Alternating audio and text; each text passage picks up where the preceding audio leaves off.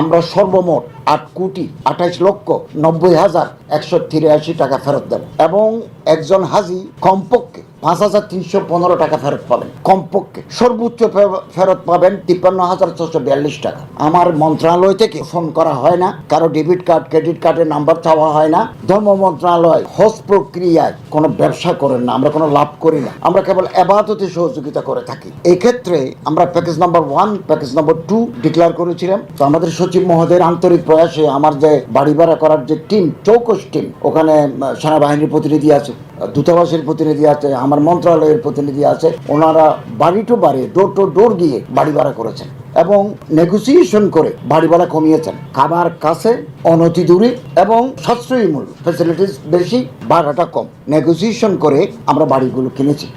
এতে কিছু টাকা আমাদের সারপ্লাস রয়ে গেছে এবং একজন হাজি কমপক্ষে 5,315 টাকা ফেরত পাবেন। কমপক্ষে সর্বোচ্চ ফেরত পাবেন 53,642 টাকা এবং 4,978 জন হাজিকে, সরকারি হাজির সংখ্যা হতে 5,000, এর মধ্যে 4,978 জন হাজিকে আমরা সর্বমোট 8,28,90,183 টাকা ফেরত দেব। এই টাকা আমাদের হাতে আছে। আমরা তাদের অ্যাকাউন্টে এই টাকা ব্যাংকের মাধ্যমে, BFTN এর মাধ্যমে আমরা তাদের অ্যাকাউন্টে পৌঁছিয়ে দেব।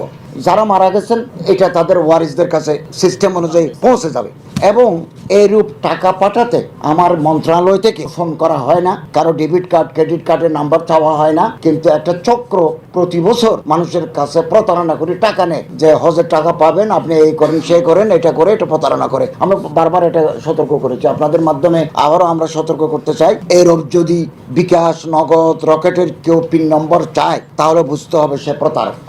আমাদের সাবধান থাকতে হবে। প্রতিটি হাজির নাম্বার আমাদের কাছে আছে, তাদের অ্যাকাউন্ট নাম্বার আছে। আমরা খুব অতি সত্তর এটা আমরা গতকাল হজ মিশন থেকে তথ্য নিয়েছি। আমরা এই পরিমাণ টাকা একেবারে গ্র্যাজুয়ালি তাদের অ্যাকাউন্টে পৌঁছেই দেবো। 8,28,90,183 টাকা। আমরা এটা না বলেও পারতাম, যেহেতু আমরা ট্রান্সপারেন্সি বিশ্বাস করি, রুল অফ লতে বিশ্বাস করি, সমস্ত কাজ বিধিবিধানের আওতায় আসুক সেটা বিশ্বাস করি এবং এটার আমরা কাজ করি বলেই এটাকে আমরা ফেরত দিতে সম্মত হয়েছে এবং তাদের